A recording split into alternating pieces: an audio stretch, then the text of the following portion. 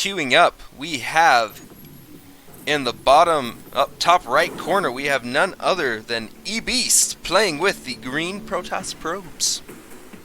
In the bottom left, we have B-Haz. He's gone and got himself a cosmetic upgrade, so now he's playing with pink SCVs.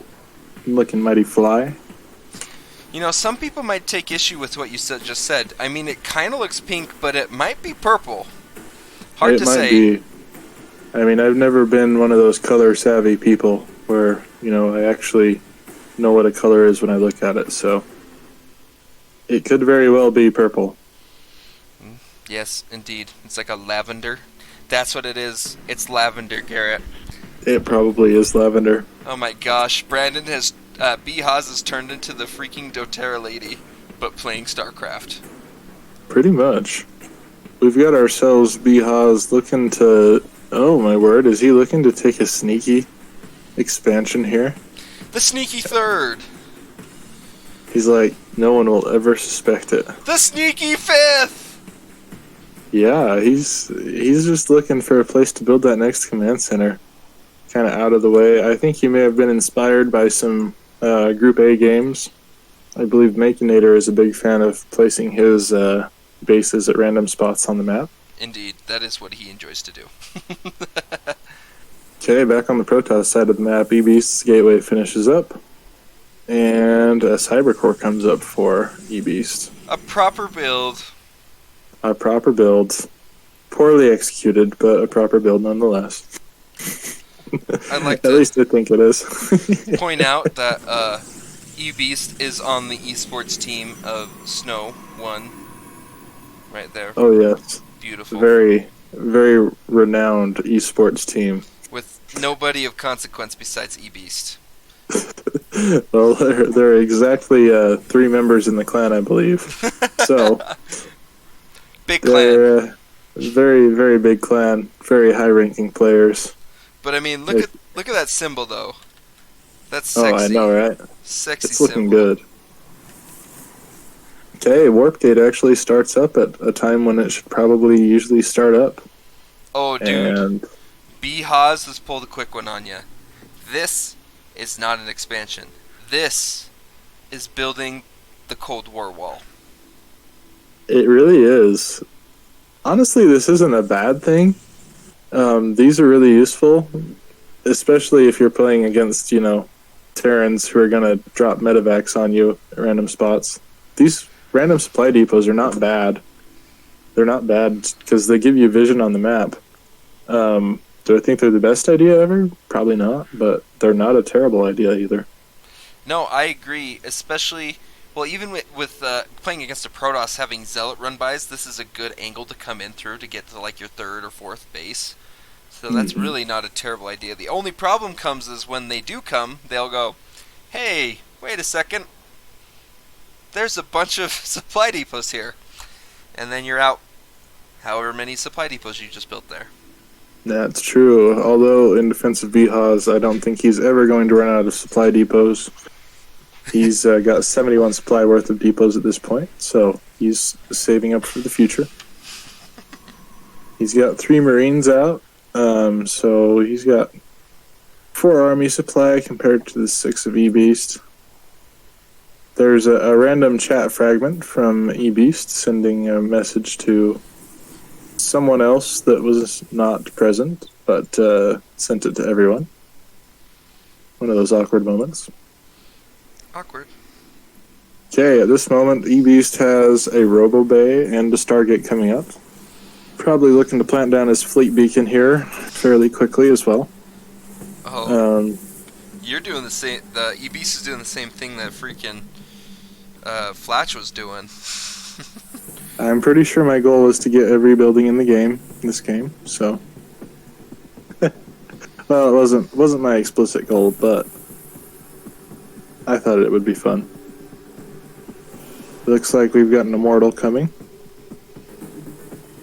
Don't know why I needed an Immortal at that point, but I'm getting one. Hey, I mean, Immortals are probably the best Tier 1 unit there is. Oh, hands down. Immortals are exceptional units. But technically, are they Tier 1? I think they're technically a Tier 2. I think they're Tier 2. I mean, you have to get not only the cyber core, but then afterwards you have to get the robo bay to get them. Because I would say So like a stalker, zealot, the little blue guys. Oh my, stalker, zealots, and adepts are tier 1, and maybe and sentries as well. yeah, sentries. That's the one I was thinking of. Those are all tier 1. Oh, and this is the disruptor game. Yep, we have a disruptor that showed up to purify some stuff with this purification nova. Okay, the disruptor is thinking, hey, I'm just going to move out here to the front. We're going to have a great time. We got 2 more disruptors on the way for E-Beast. So I have to admit, for this game, there was some outside influence going upon E-Beast at this moment that the disruptors were coming up. And Oh, yes. there will be some decisions made that you really shouldn't make, but just considering the circumstances, E-Beast decides to make a move, and we'll see if it pays off or not. We shall see. So we got 2 disruptors out for E-Beast now. Still got a few gateway units just hanging around. It sounds like there's a Reaper that thought he was gonna, do some stuff. We got 3 Reapers in the main, actually. No reaction from E-Beast. Okay, now he's finally sending his army up. At this point, you don't want those disruptors to fire their Disruption Nova into friendly units, because the Disruption Nova does damage to friendly units as well. So, E-Beast refrains from using the Disruption Nova at this point. So Bihaz actually brought a group of Marines up to fight, and what he should have done, which really good idea on his part, is have the Reapers go in and have the Marines come and attack this Artosis pylon that's just chilling right here. Yes, that would have been really good. That would have shut down any kind of production I had going there in the natural. Okay, we've got a carrier that wants to warp in right now, but unfortunately for E-Beast, it is currently supply blocked. Here's the rogue command center. Yeah, it's coming up. Million years, you'd never see that. I just don't think me or you would just go, yeah, he's building at his 5th base right now with his 2nd. Definitely. You'll notice the sensor tower in the natural is kind of placed in the way of where you normally build your command center. I mean, I don't think that has anything to do with why he put the command center there. I think this is just him trying to be tricky. I agree. It's kind of an obscure, tricky spot, too, because normally you'd go to the bottom right corner, or even to the one that's closer to the Protoss one, just because, you're never going to see those. But that's a really good spot that you wouldn't think that, hey, yeah, they're going to build their base here. Mm-hmm. Okay. Exactly. Here comes the rogue disruptors. Yep, they're headed out. We've got 3 disruptors going to see what they can do here. In the meantime, E-Beast has got a lot of gateways coming up, just planted down the Templar archives. And, okay, there you go, the disruptors. Let's see what happens here. Okay, disruptors, they're on move command. Nothing happens. We get 2 disruptor shots off, and we do get a connection there. Kills a bunch of units. So with that beautiful trade, basically what it comes out to is that was a terrible trade. That was a horrible trade. You never want to take that trade. So kudos to Bihaz for taking a stand there. His Widow Mines would be a lot more useful buried. But they would. Yeah, this is a good army composition to just head across the map and poke with. But at this point, it looks like E-Beast is maybe a little too big to stop at this point. Carry already out. Archon to take on all the little Marines with no armor. Just not a good position to be in. Although the Archon looks a little bit stuck. Yes, he is busy being a derpy Archon. We've got a bunch of Templar. They're just, having a great time, waiting for that Storm upgrade to finish up. We're going up to 4 base here on the Protoss side of the map. We've got a Colossus, we've got a Disruptor, an Immortal. We've actually got 7 High Templar right now, which is quite a hefty amount. And Basically, then we've all the splash that Protoss can get. Here it is. all in one spot, yes. We got more Templar coming in here. And it looks like our storm is finished up now. I love how you went ahead and got the Archon out of the Templar that have been sitting out the longest. Yes, So I I'll, mean, I'll definitely a 200 IQ move right there. take the ones with the most energy. Use those for the Archon. I mean, they have more energy, so that means that the Archon will innately be better, right? That's what it's like a level up. Level up, exactly. Like the units have ranks that they gain with more kills. It's basically like a free rank for the Archon. Hero unit. Okay, well, here is a Protoss Death Ball. That is the definition of what we have here. It is a weird Protoss Death Ball, but a Death Ball nonetheless. Okay, like we were talking about in the other Bihaz games, look at his build. It's significantly better. Oh yeah, this is way better than what we saw in the first game. I mean, we got Siege Tanks, we got Cyclones, Widow Mines, Hellions, Reapers. Honestly, not a big fan of the Reapers. They kind of become useless after the first few minutes of the game. But quite a few Marines. I love the Siege Tanks, though. The Siege Tanks do great. Great unit to have.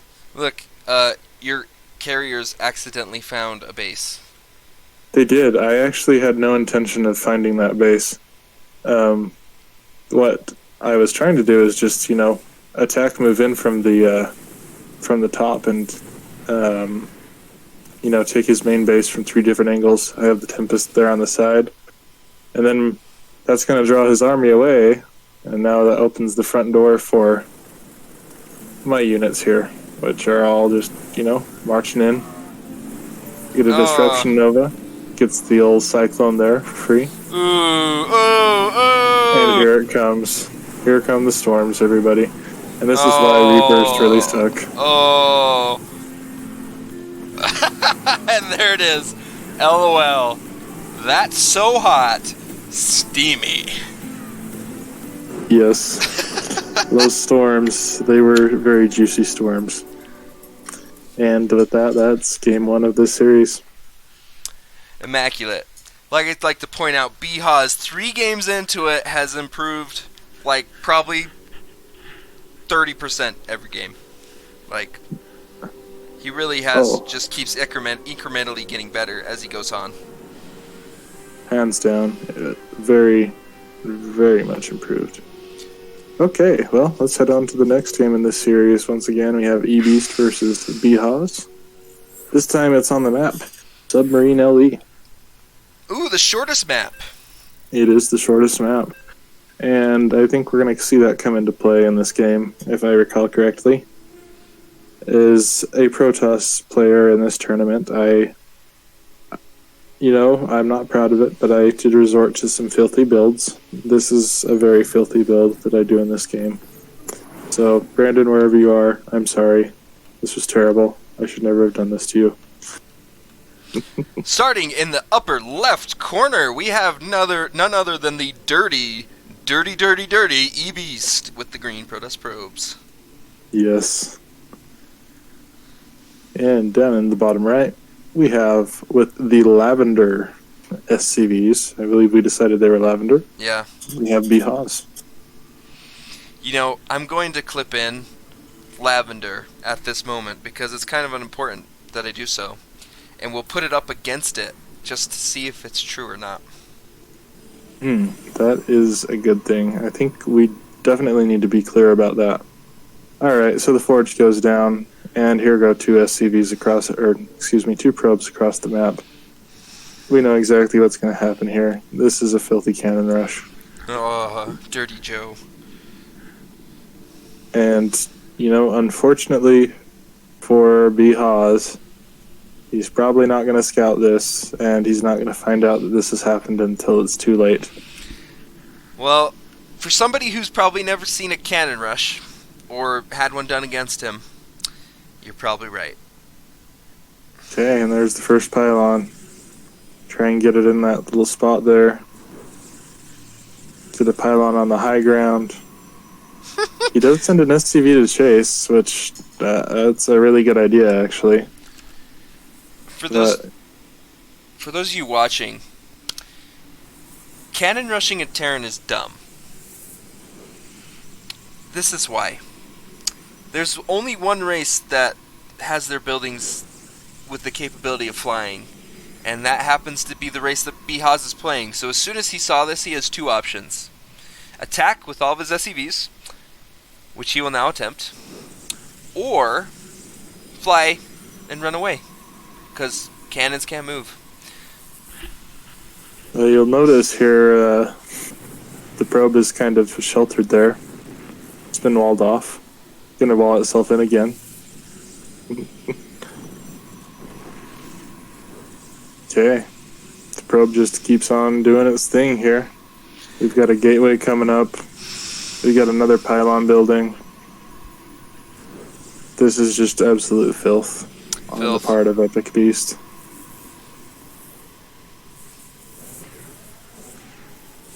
And Behaz doesn't really see an option, I guess. Like I said, as he gets more experience, the thing you want to do at this point, as soon as you saw those and you're not attacking, you should have run. But this is submarine, small map. You only get 6 bases, so not a large macro map, not a whole lot of places to hide. This is very true. The Zealot is being chrono boosted out at this point.